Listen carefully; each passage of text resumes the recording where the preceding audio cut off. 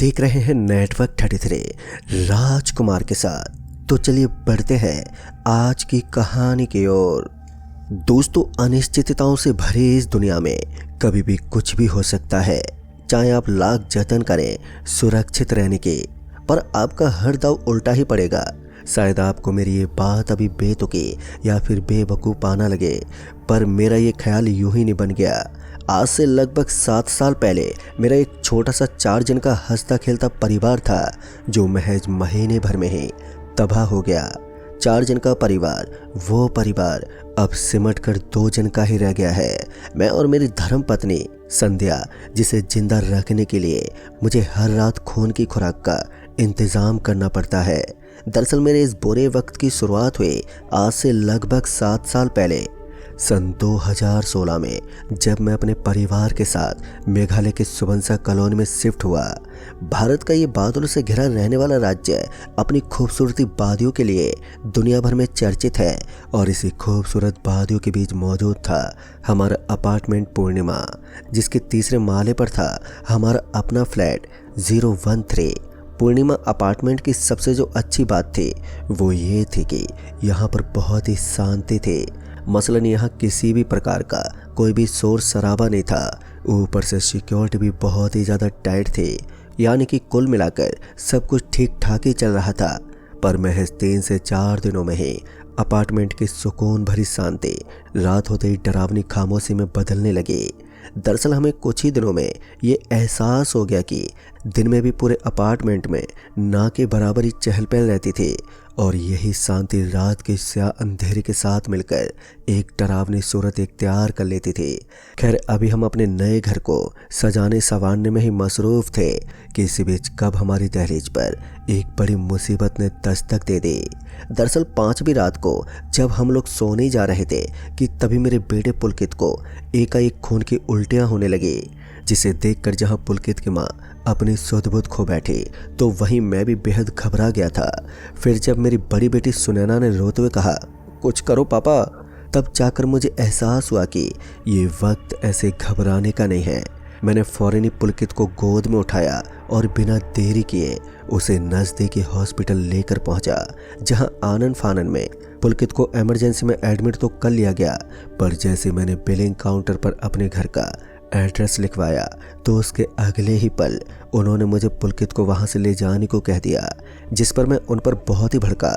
मेरे भड़कते ही वो लोग पुलकित को हॉस्पिटल के मेन गेट पर छोड़कर चले गए। खून से लथपथ मेरा बेटा अब बेसुध हो चुका था। मैंने एक बार फिर अपने बेटे को अपनी बाहों में उठाया और दूसरे अस्पताल की तरफ चल पड़ा। पर जब दूसरे अस्पताल में भी ठीक पहले अस्पताल वाला बर्ताव किया गया तो मैं बुरी तरह से टूट गया। मैंने उन डॉक्टरों के हाथ पैर भी जोड़े, यहाँ तक कि उनके जूतों पर अपनी नाक तक रगड़ी, पर उन जालिमों का दिल नहीं पसीजा। आखिरकार मजबूरन मुझे अपने बेसुध बेटे को लेकर वहाँ से भी निकलना पड़ा। अभी मैं उस अस्पताल से निकला ही था कि तभी किसी ने पीछे से आवाज़ देते हुए कहा, आपके बेटे को पूर्णिमा ही बचा सकती है, उसके अलावा कोई भी नहीं। ये सुनते ही मैं पीछे पलटा तो मैंने देखा कि उसी अस्पताल की एक नर्स खड़ी है। उस नर्स पर नज़र पड़ते ही मैंने उससे पूछा, कौन से अस्पताल में मिलेगी पूर्णिमा जी? जिस पर उस नर्स ने कहा कि आपके घर पर, आप जल्दी से अपने घर पहुँचे। उसके इतना कहते मैं पागल बिना कुछ सोचे समझे अपने बेटे को लेकर अपने घर की तरफ चल पड़ा। उस नर्स से ये भी नहीं पूछा कि पूर्णिमा जी को मेरे घर का पता मालूम भी है या फिर नहीं। खैर, घर पहुंचने के बाद अब मुझे इंतज़ार था तो पूर्णिमा जी के आने का, पर रात से सुबह हो गई और सुबह से फिर रात, पर अभी तक पूर्णिमा जी नहीं आई थी। वहीं पर मेरा बेटा अभी भी बेसुध पड़ा हुआ था, पर अच्छी बात तो ये थी कि उसकी सांसें अभी भी चल रही थी। संध्या और सुनैना भी गुमसुम पुलकित के सिरहाने किसी चमत्कार की आस में बैठे हुए थे कि इसी बीच घर की डोरबेल बजी। डोरबेल के बजते ही मैं तुरंत ही दरवाजे की तरफ दौड़ा, इस उम्मीद में कि डॉक्टर पूर्णिमा जी आई होंगी। पर जब मैंने दरवाज़ा खोला तो मैं एक बार फिर मायूस हो गया, क्योंकि दरवाजे पर 010 फ्लैट की एक मेड खड़ी थी। इससे पहले मैं उस मेड से कुछ पूछता कि वो मेड से बोली, साहब मैंने सुना है कि पुलकित बाबा की तबीयत बहुत ज़्यादा ख़राब हो गई है। जिस पर मैंने उसे जवाब देते हुए कहा, हाँ है तो, पर चिंता वाली बात नहीं है, वो ठीक हो जाएगा। मेरे इतना कहते वो मेड बोली, पुलकित बाबा की आज आखिरी रात है, अब उस मेड के ये कहते ही मेरा गुस्से का पारा एकदम से चढ़ गया। पर जब अगले ही पल उस मेड ने कहा, पर आप फिक्र मत करो, मुझे पता है कि पुलकित बाबा कैसे ठीक होंगे, आप बस मैम साहब से मेरी बात करा दो। तो ये सुनकर मेरे गुस्से का पारा जो बस फटने ही वाला था वो अब एकदम से ठंडा हो गया। जिसके बाद मैंने अपनी बीवी संध्या को आवाज़ दी। संध्या के आते उस मेड ने मुझे अंदर जाने को कहा, जिसके बाद मैं घर के भीतर चला आया। फिर कुछ देर के बाद संध्या हाथ में एक काले रंग का कटोरा लेकर आई और बोली, पूर्णिमा ने कहा है कि इस कटोरे में कच्चा दूध भर के घर के चौखट के बाहर रखना है। अगर सुबह ये कटोरा खाली मिला तो अपना पुलकित बिल्कुल ठीक हो जाएगा। दोस्तों, वैसे तो मुझे इस बात पर ज़रा सा भी यकीन नहीं हो रहा था, पर उस नर्स ने जैसा कहा था कि पूर्णिमा ही मेरे पुलकित की जान बचा सकती है, ऐसे में हमने ठीक वैसा ही किया जैसा कि उस मेड ने करने को कहा था। संध्या ने रात के त्रेमा पहर यानी कि तीसरे पहर के शुरू होते ही संध्या ने उस काली कटोरी में कच्चा दूध भरकर चौखट के बाहर रख दिया और मन ही मन ये दुआ करने लगी कि ये टोटका किसी तरह काम कर जाए। उस रात हमारी आंखें बेसुध पड़े पुलकित पर ही जमी रही। रात गहराती रही और इसी बीच कब हम सबकी आंख लग गई पता ही नहीं चला। फिर जब सुबह मेरे कानों में पुलकित की आवाज़ पड़ी तो मेरी आंखें खुली। आंखें खुलते मेरी नज़र पुलकित पर पड़ी जो संध्या को उठाते हुए कह रहा था, माँ मुझे बहुत भूख लग रही है, कुछ खाने को दे दो। पुलकित को होश में देखकर संध्या भावुक हो गई। संध्या पुलकित को गले लगाकर चूमने लगी। आखिरकार ऊपर वाले की कृपा से बहुत ही बुरा वक्त टल चुका था। और फिर इसी बीच सुनैना वो काली कटोरी ले आई जो पिछली रात चौखट के बाहर रखी थी, जो कि अब खाली थी। जैसा कि उस मेड ने कहा था ठीक वैसा ही हुआ। पुलकित अब काफ़ी ठीक लग रहा था और महज कुछ ही दिनों में पुलकित पहले जैसा हो गया था। फिर इसी बीच मैंने और संध्या ने उस मेड को शुक्रिया करने की सोची, पर वो फिर कभी भी नहीं दिखी। यहाँ तक कि जब संध्या फ्लैट नंबर 010 वाले से बात करने गई तो उन्होंने दरवाज़ा ही नहीं खोला। कुछ दिनों तक तो ये बात हमें भी खटकी, पर बीतते वक्त के साथ ये बात जहन के किसी कोने में दफन सी हो गई। हमारी लाइफ एक बार फिर से नॉर्मल हो चुकी थी, पर कभी कभी ऐसा लगता था कि मुझे ये पूर्णिमा अपार्टमेंट छोड़ देना चाहिए, पर यह बस मेरा ख्याल भरी था जिस पर मैंने कभी इतना जोर ही नहीं दिया। बीतते वक्त के साथ हमारी ज़िंदगी की गाड़ी फिर से ज़ोरों शोरों से चलने लगी। इस बात से बेखबर कि मेरा पूरा परिवार मुसीबत के उस भंवर में फंस गया है जिससे निकलने का एक ही जरिया है और वो है मौत। दरअसल पुलकित के ठीक होने के कुछ ही महीनों बाद पुलकित की माँ यानी कि मेरी धर्म पत्नी संध्या को उसके पीहर वालों ने बुलवा लिया। पर अपने पीहर निकलने से पहले जब संध्या ने मुझसे उस काली कटोरी में दूध भरकर चौखट के बाहर रखने को कहा तो मैं ये जानकर हैरान हो गया कि संध्या अभी भी वो दूध से भरा कटोरा घर के चौखट से बाहर रख रही है, जबकि पुलकित को ठीक हुए कई महीने हो चुके थे। इससे पहले मैं संध्या से इस बारे में कुछ पूछताछ करता कि संध्या मेरी बेटी सुनैना के साथ अपने पीहर के लिए निकल गई। संध्या और सुनैना के जाने के बाद मैं भी अपने कामकाज में इतना बिजी हो गया कि संध्या की बात दिमाग से निकल गई। और जब सुबह में उठा तो मैंने नोटिस किया कि पूरे कमरे में अजीब सी गंध फैली हुई है। फिर जब मैंने गौर किया तो मैंने पाया कि वो गंध पुलकित के कमरे से आ रही है। मैं फौरन ही पुलकित को आवाज़ देते हुए उसके कमरे की तरफ बढ़ा और जब मैं पुलकित के कमरे में दाखिल हुआ तो मेरी चीख निकल गई। दरअसल पुलकित के बिस्तर पर बेहिसाब कीड़ों का ढेर लगा हुआ था जिनसे वो अजीब सी गंध आ रही थी। फिर जैसे मैं बिस्तर के करीब पहुंचा तो मैंने पाया कि वो सारे कीड़े पुलकित के मुंह, आँख और उसके कानों से बाहर निकल रहे हैं। उन सभी कीड़ों ने पुलकित को अंदर से खा के खोखला कर दिया था। अपने बेटे का ये हाल देखकर मैं अपना सुध खो बैठा था। मैं तो ये भी नहीं समझ रहा था कि जो मैं देख रहा हूँ वो हकीकत भी है या फिर मेरा कोई बुरा सपना। फिर इसी बीच घर की डोरबेल बजी और जब मैंने दरवाज़ा खोला तो सामने वही मेड खड़ी थी जिसने पुलकित की पिछली बार जान बचाई थी। इससे पहले मैं उस मेड से कुछ कहता कि वो बोली, अपनी मैडम जी को कॉल करो साहब।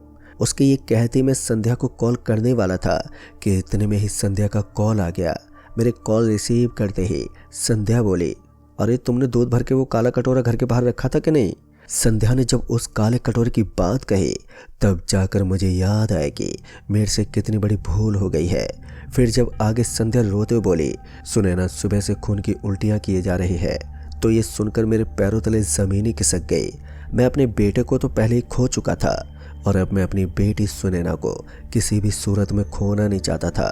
क्योंकि मुझे पता था कि सिर्फ मेड ही मेरी बेटी की जान बचा सकती है, लिहाजा मैं उसी वक्त उस मेड के पैरों में गिर गया और अपनी बेटी की जान की भीख मांगने लगा।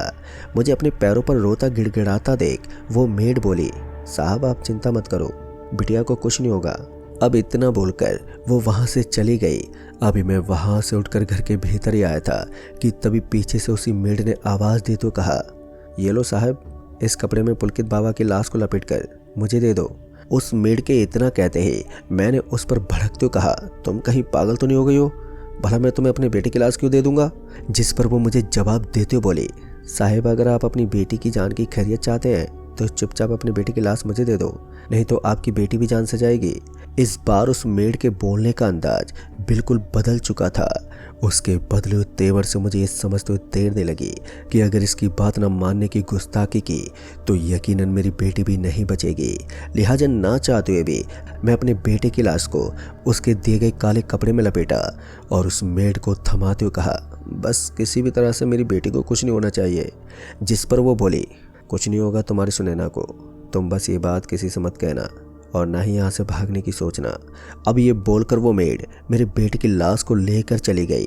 वहीं मैं लाचारी और बेबसी के घूंट पीकर रह गया। पर अब ये तो जान चुका था कि जल्दी ही ये पूर्णिमा अपार्टमेंट से जान छुड़ानी होगी, नहीं तो एक एक करके सारे मारे जाएंगे।